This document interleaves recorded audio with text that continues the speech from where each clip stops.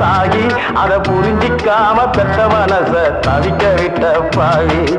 ஆடாதடா எப்பா ஆடாதடா ஆடாதடா மனிதா, ரொம்ப ஆட்டம் போட்டா அடங்கிடுவ மனிதா.